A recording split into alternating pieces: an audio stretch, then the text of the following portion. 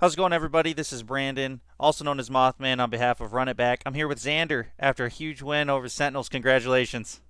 Thank you, thank you. Yeah, well, let's just get it started. A lot of people were kind of worried about the fate of Version 1 when Vanity left, joined Cloud9.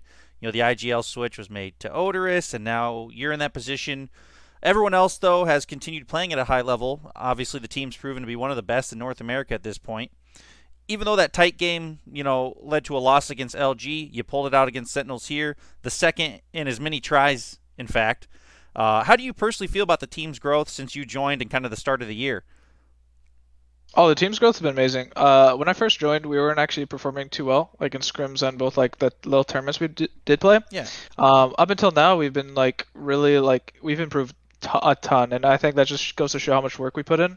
I'm really happy with like our performance and like our growth from that. I think with even more time, we could be like one of the best in North America. Awesome. Well, being an IGL in North America, it's a scrappy region. It's no easy task. How do you personally feel about your in-game leading so far in the VCT Stage 1 Challengers, with just that one loss to LG after sweeping through the group stage?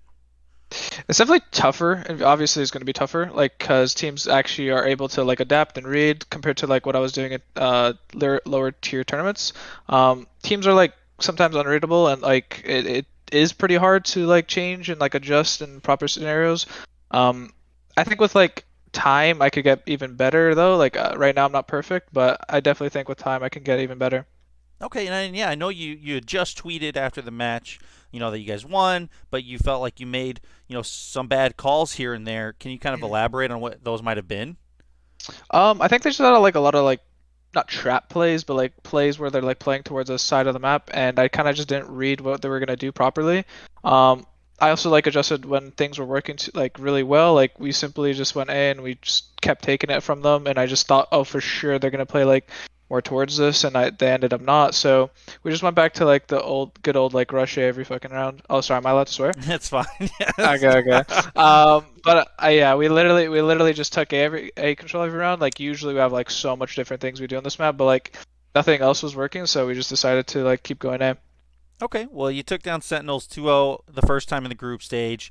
Haven was a close map then, but they kind of flipped the script this time around, mostly thanks to Tens kind of turning it on. When a player like Ten starts to pop off, what do you do to try and shut that down?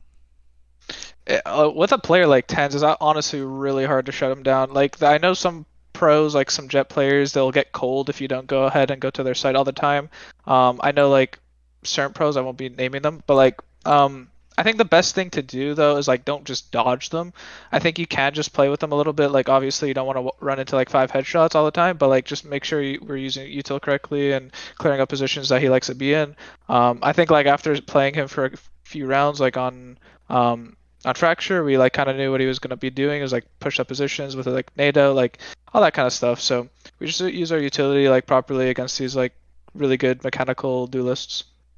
Okay, well, on to Ascent. That was another map that you had just played Sentinels on. You got the Mhm. win this time, just like you did in the group stage.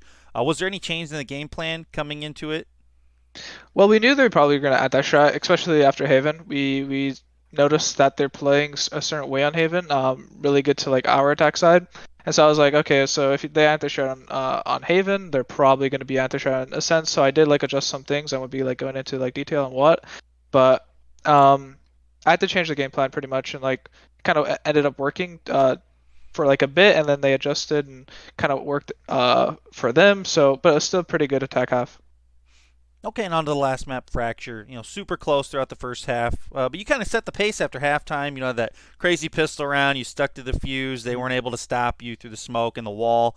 Kind of what was going through your head during that? Oh, I honestly like I saw Whippy. I thought he honestly defused the bomb. Like you could see the bar almost went full. I'm like, oh, we just won the round, and then I'm like, oh, he died.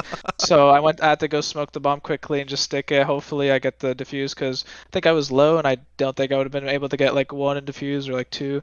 So just stuck the defuse, prayed to the gods, and yeah.